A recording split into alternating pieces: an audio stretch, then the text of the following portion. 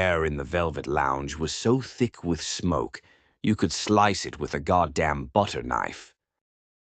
Bambi Palermo strutted in, her heels clicking against the worn floorboards. The usual suspects turned their heads, curiosity laced with a hint of fear. She wasn't just another dame walking through. She was the dame. Stash Cash was already seated at the poker table, his cigarette dangling like he had all the time in the world. He gave her a nod, one of those you only get when you've survived a couple rounds of gunfire and come out smelling like an expensive bottle of scotch. "You're late," he muttered, flicking ash into a crystal ashtray. "I wasn't late," Bambi snapped back, slipping into the chair across from him. "I was making sure nobody was following my ass." From the corner, Trock loomed with his usual stone face. His loyalty was like cement, hard, reliable, and suffocating when it set. "The shipment's compromised," Stash said, leaning forward, his voice low enough to keep the eavesdroppers at bay, but sharp enough to cut glass. Bambi's jaw clenched. "How bad?" "Bad enough," Trock growled. "We gotta move fast. Cops are sniffing around like they caught a whiff of marinara on Sunday." "Jesus Christ," Bambi muttered, rubbing her temples. "We can't afford another screw-up. If Harlow gets wind of this—" "She's already on edge," Stash cut in. "If we don't clean this up, she'll have our heads on spikes faster than you can say, 'Forget about it.'" The door to the lounge creaked open, and a man stepped inside, his face half hidden under a wide-brimmed hat. Caden. The Fed's new blood. His eyes flicked around the room, landing on Bambi. "You're a hard woman to track down, Palermo," he said, with a voice that could make gravel blush. Bambi smirked. "Maybe I like to keep things interesting." Caden's lip curled. "I've got questions, and you're gonna answer them." The room went dead silent. Even the poker chips seemed to freeze midair. But Bambi, cool as a refrigerated cannoli, stood up and faced him. "Caden," she purred, "I got a feeling you're in way over your head, and if you're not careful, you'll drown." Before he could respond, the lights flickered and a voice came crackling over the speakers, a distorted, eerie tone that sent a chill down everyone's spine. "Tick-tock, kids," it said. "The game's afoot." The Velvet Lounge was dead silent as that distorted voice crackled over the speakers.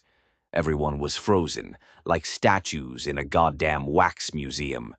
The poker chips on the table were abandoned, cigars half-smoked, drinks left to sweat on coasters.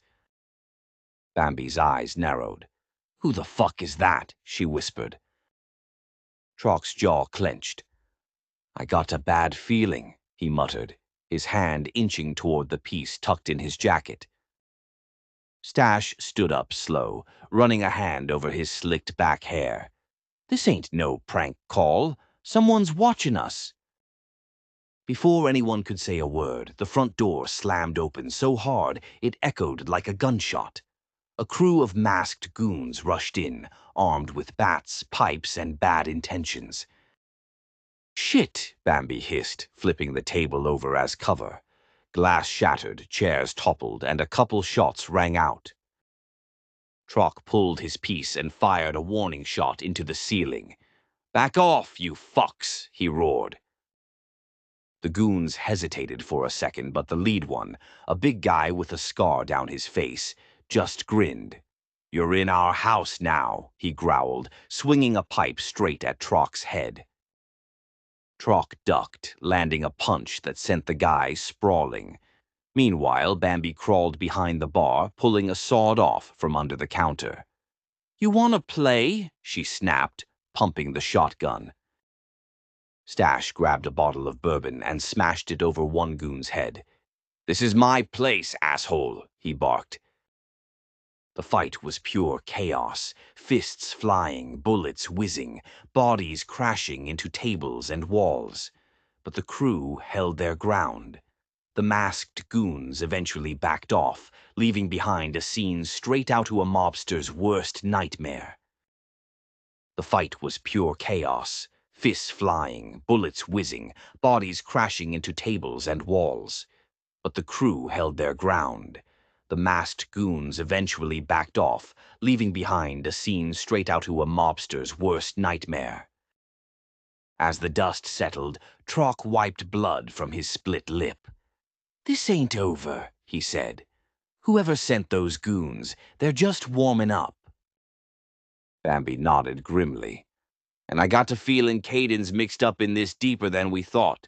Time to turn up the heat."